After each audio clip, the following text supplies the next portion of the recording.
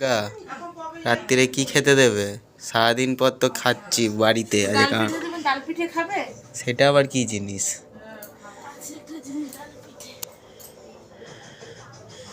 Guys এই দেখো সারাদিন পর ভাত খাচ্ছি। এটা ডাল পিঠে। কি দিয়ে বানিয়েছো? এটা হচ্ছে কি ময়দা দিয়ে ডাল দিয়ে যেমন পিঠে পুলি করে ওরকম।